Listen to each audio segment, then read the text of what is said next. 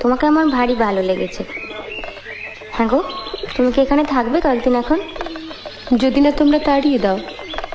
থাকলে বেশ ভালো হয়। ওই আলমারির কোনো ইংরেজি বই আমি পড়তে পারি না, তুমি থাকলে অন্তত পড়ে শোনাতে পারো। আচ্ছা, এই যে বললে বিহারীবাবুর সঙ্গে তোমার বিয়ের কথা হয়েছিল, হ্যাঁ। সেটা হয়নি বলে তোমার কোনো আফসোস হয়নি? ও মা, আফসোস হবে কেন? ভগবান যা করেন মঙ্গলের জন্য। তাই বুঝি?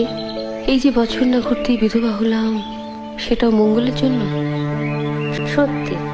কেন যে অত ইংরেজি পড়তে গেলে তুমি? আবার ভাবো, তাহলে তো তুমি বরের কাছেই অন্য জায়গায় থাকতে, এখানে আসতেও না, আমাদের দেখাও হতো না। বা আমি এখানে থাকতাম, তুমি অন্য জায়গায় থাকতে। বা তা কেমন করে হবে? তোমার শাশুড়ি তোমার বরের সঙ্গে প্রথমে আমার সম্বন্ধ করেছিলেন, জানো? তাই বুঝি? তা হলো না কেন? ওই যে বললি, ঈশ্বর যা করেন মঙ্গলের জন্য। ভেবেছিলাম বলবো চলো আমরা সই পাতাই, এখন দেখছি সতীর পাতাতে হবে।